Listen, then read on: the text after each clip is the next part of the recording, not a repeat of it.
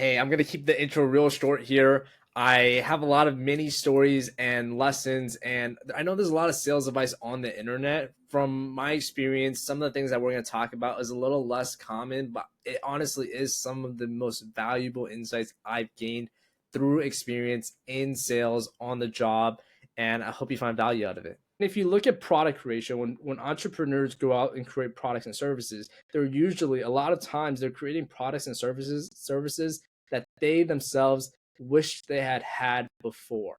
They had a problem in their life. They had something missing. They had something that was inconvenient in their life and they wanted to do something about it. So they go out of their way to create this product and service to help others. He asked me, Jackie, what do you think your role is as a salesperson? It's not to sell. Your job is basically to play matchmaker. And this one resonated with me so much because he at one point told me the story how so he has a technical background and then he moved into the kind of the sales side, and so now he carries like both acumens, I would say. He told us how he would shoot his shot with every single girl, and it was just sales was just a numbers game, and he was talking to every girl, like hundreds, until he met the one and got the one, and now he's married and he has kids and all that stuff. But when he says matchmaker, when I hear matchmaker, I think about that relationship aspect, and that's what he's trying to get at. My job, your job as a salesperson, as a matchmaker, is you have a product and service, and you have your ideal client profile. You have a prospect, you have a person, you have a company if you're B2B. And your job is to see if there's a fit. If they have a problem and you just so happen to have the solution, or you have the solution and you're already helping other people. And now you have again this theme where this person also has this problem, because as humans we all have very similar problems and things that bug us and things that inconvenient us and things that hold us back and obstacles from our company not being protected from a security standpoint, or not growing from a revenue standpoint or a gross profit, make enough margin, not enough leads and inbound. And so there's always going to be problems that people are having. And if you're working for a company, your company exists because you offer some kind of service and solution. And it's to figure out whether or not it's the right fit. I think a lot of times, and part of why I think salespeople get such a bad reputation, well, the first part I would say, aside from the fact that I think that deep down, it's always going to be the case that salespeople aren't going to have the best reputation, because they have quotas that are set to cold call and to cold email and to spam and to advertise one-on-one. And so I think deep down that's inherently going to create a bit of a burden amongst the client or the prospect.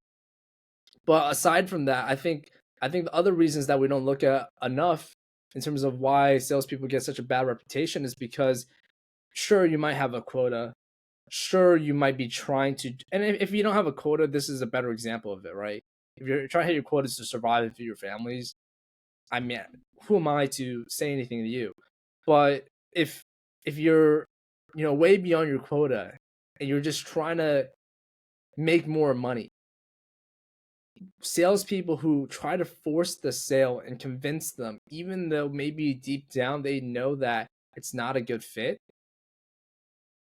that's when you kind of break the ethics and the morals, and you create this bad reputation for sales because you're doing the wrong thing.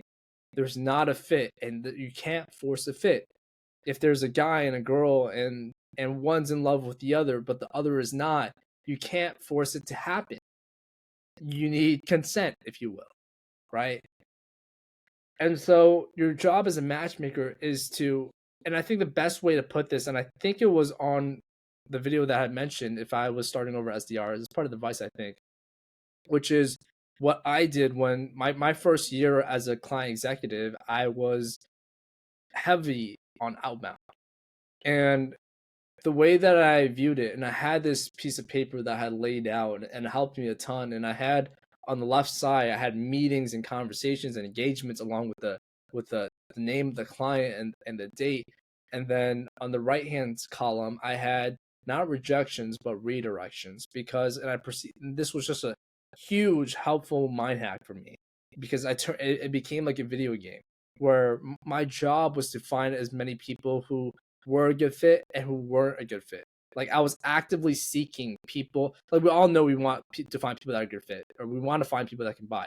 But I was actually actively and genuinely seeking people who did not want to buy, who were not a good fit. Like I wanted to find them.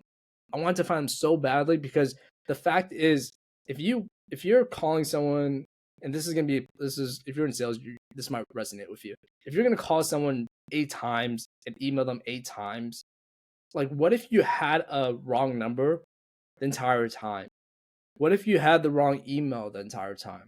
What if this was a person that deep down was never gonna buy? I'm not talking a 10% chance or 5% chance. What if you knew deep down that they had a 0% chance of ever buying? Wouldn't you have wanted to move on faster? The answer is yes, because time is your most valuable asset, like most people. And the faster you can find out it's not a good fit, the faster you can move on to the next person who might be a good fit, the next person that you can actually solve their problem, that you can help them, that you can change their company, that you can change their life. And so this is the perspective that has helped me tremendously in sales. But moving on, the next thing I wanted to get at was one of the things I learned this year was you want to get to the point where you no longer need the sale. Think about the hot girl that is also smart and kind, and every guy loves being around her. They feel like the funniest guy. They feel like, oh, she's so charming and she's so fun to be around, and I want her. That girl, she doesn't need to ask a guy out. She doesn't need to chase a guy or beg a guy or any of that stuff because she's constantly the one being chased.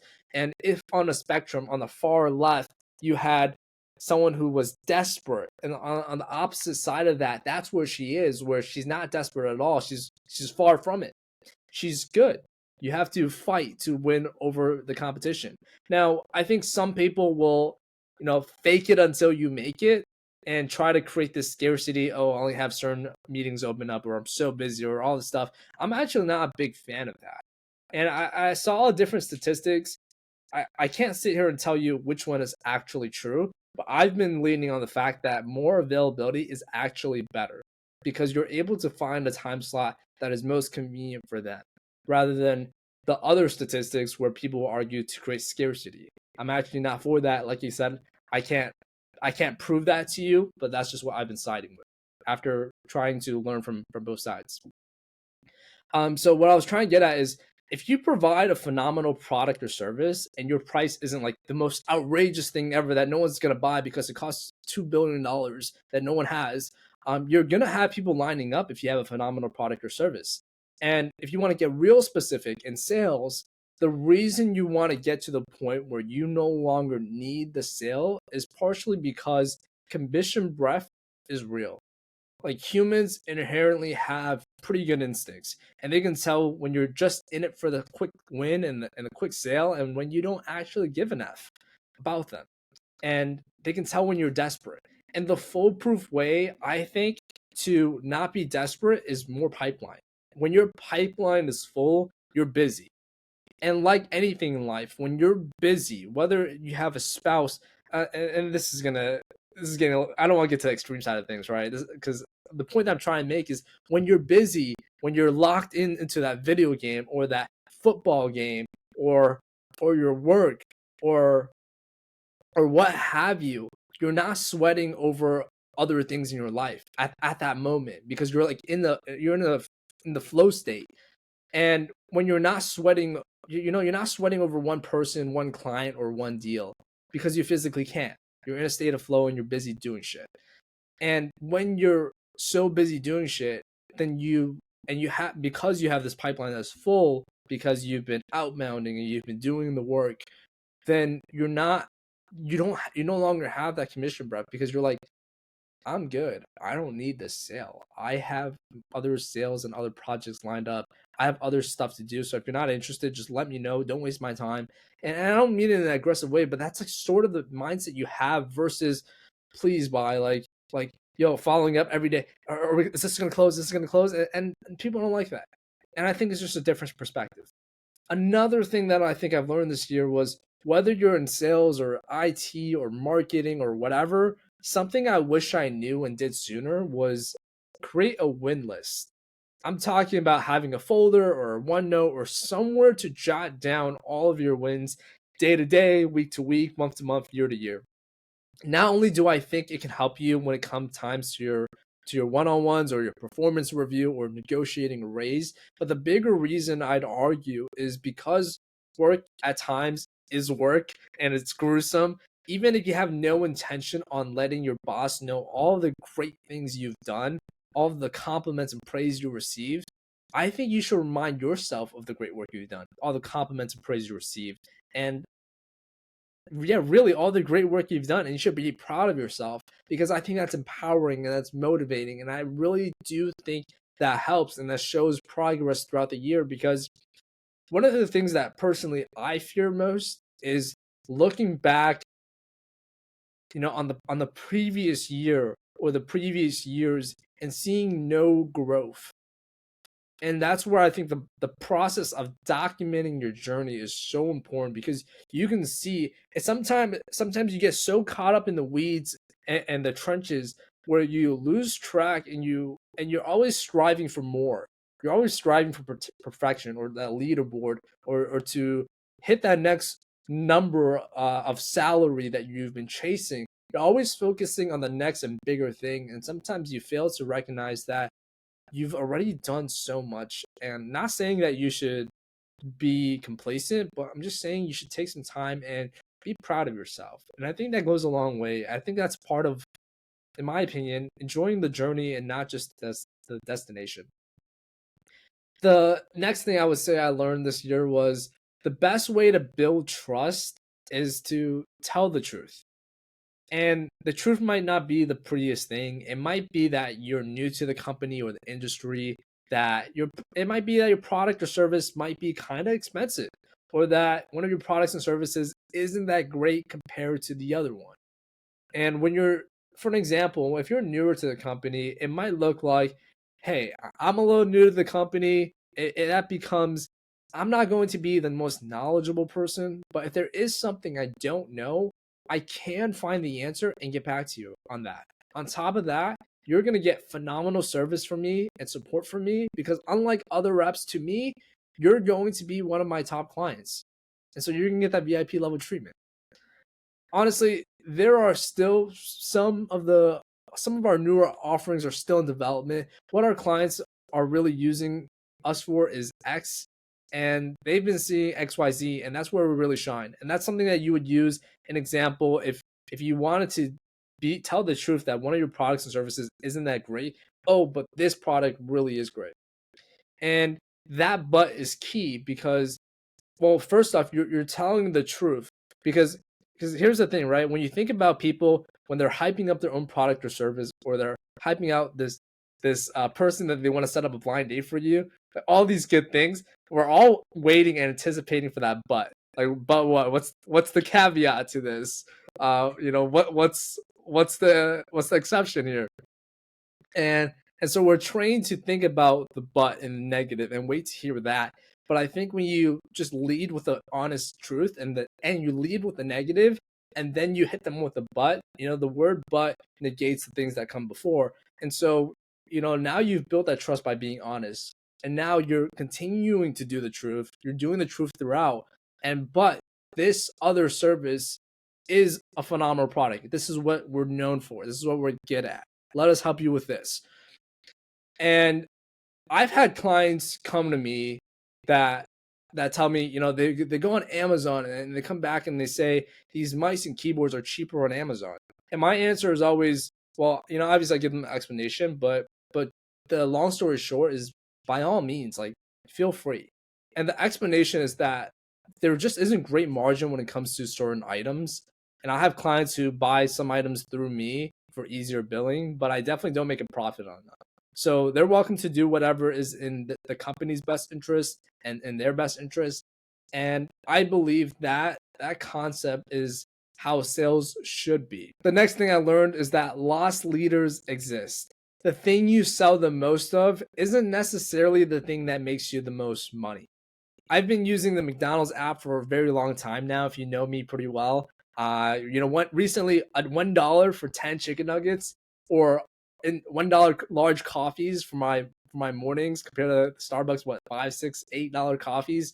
And a lot of fast food chains run these good deals because they're willing to make a little less to get you in the door, to get your goodwill, to build your brand loyalty. And they know that most people get soda or fries with their orders, and that's where the highest margins are.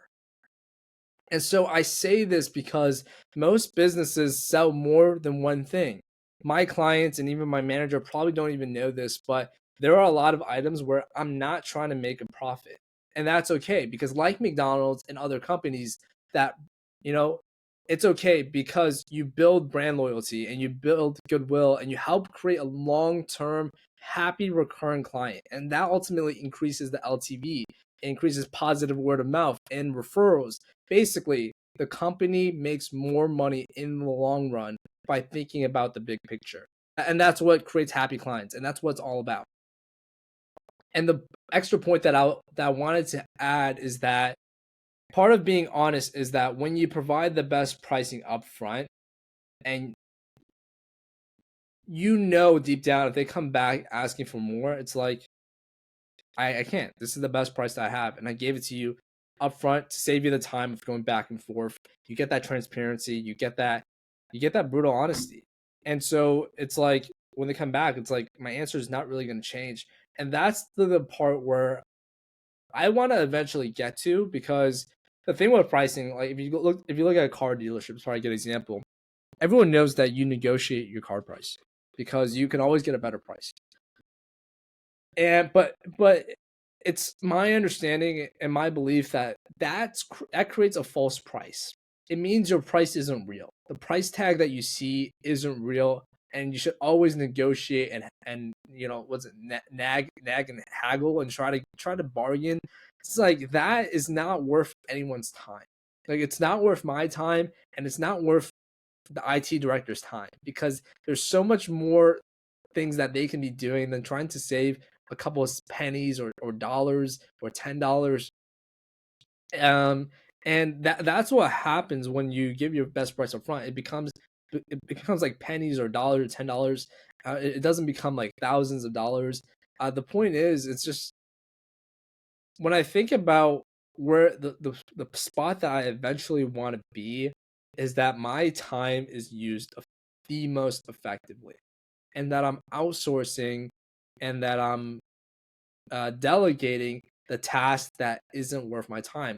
Like, how much of admin work, like negotiating and haggling, can I, like, how do I decrease? How do I get more work off of my plate so that I can focus on the more important thing?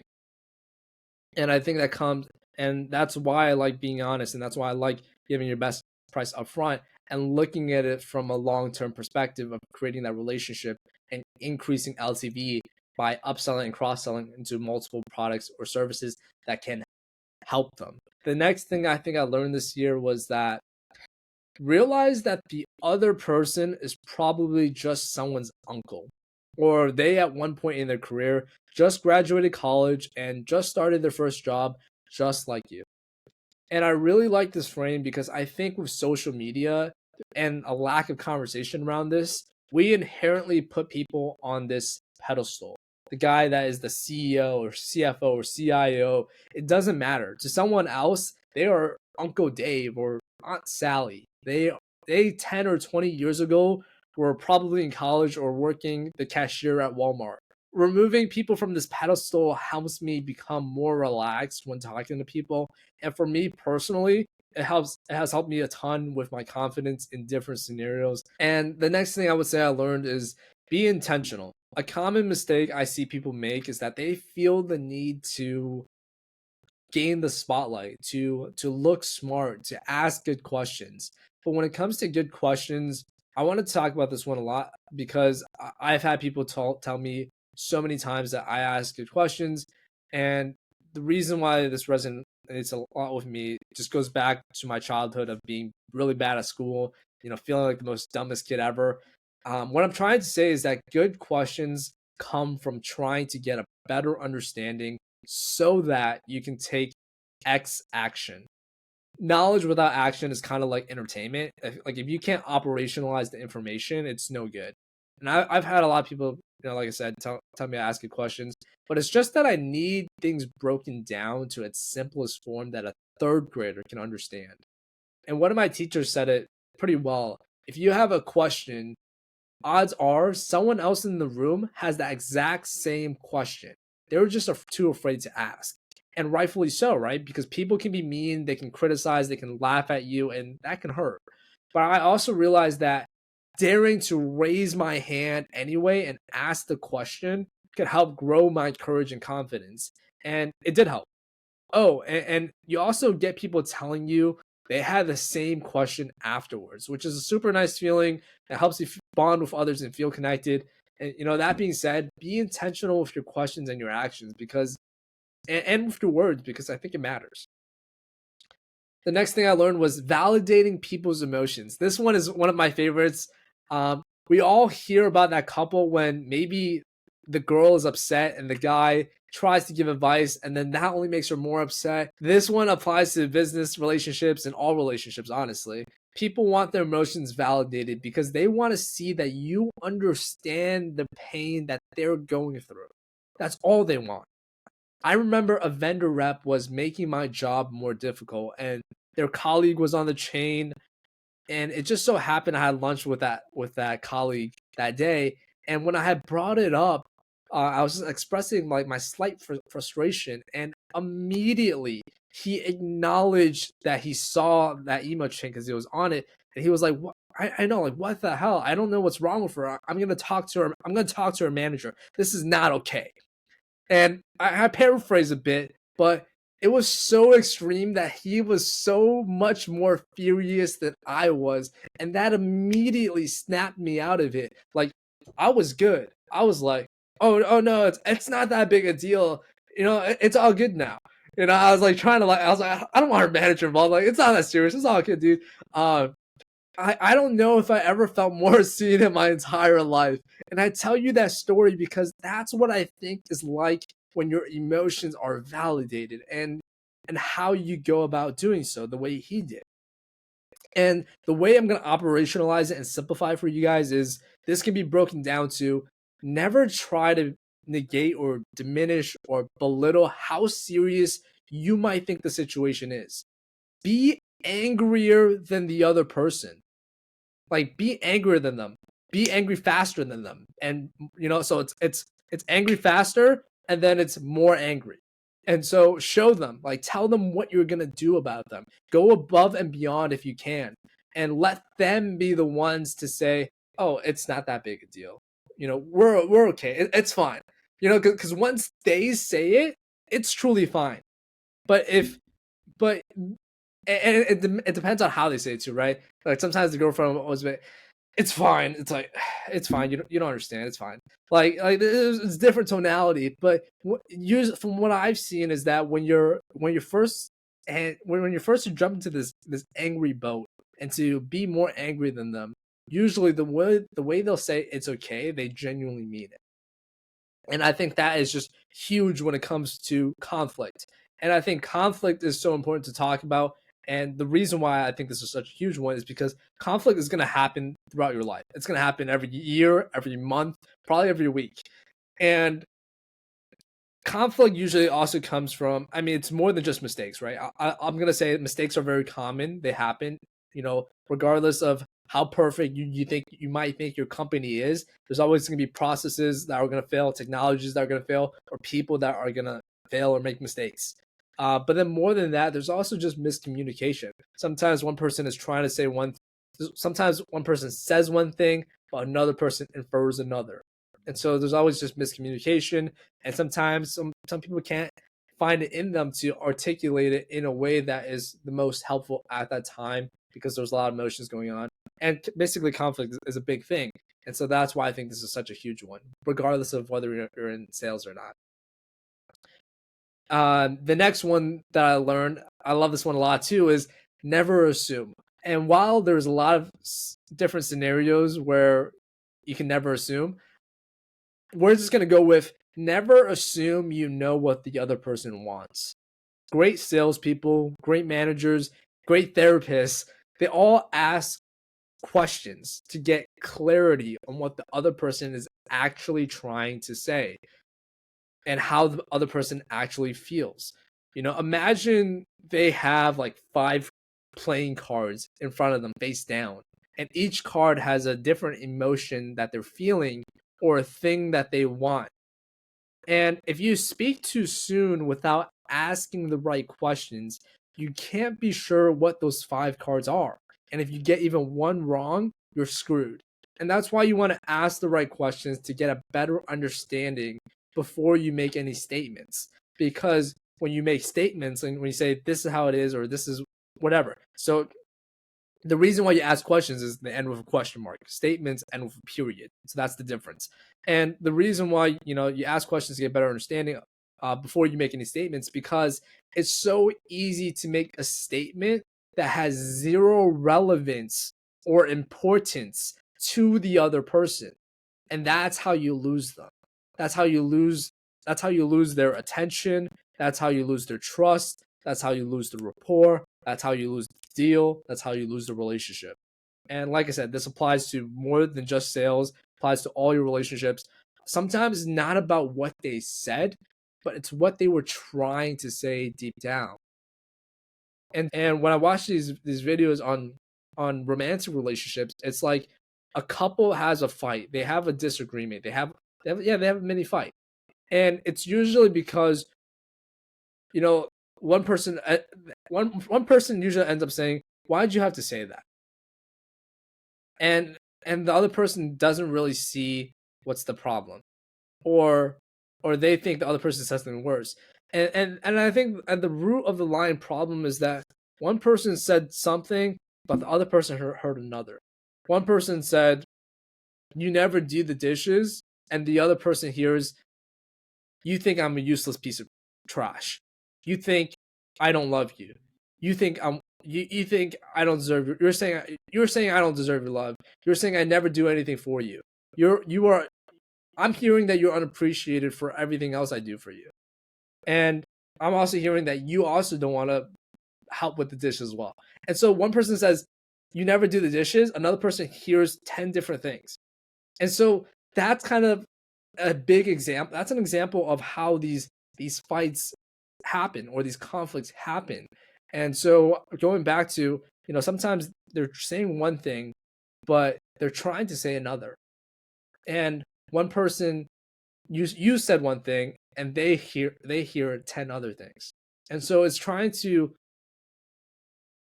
figure out where the difference is. And I think that's why people say communication is key in any relationship. And so those were some things that I think I learned this year. I'm sure I'm going to have some more that I'm going to just throw into this video. But other than that, I hope this was helpful. I hope you got some value out of it. Please, feel free to hit the thumbs up and subscribe button. It'll mean a lot to me. Other than that, I'll see you in the next one. Peace.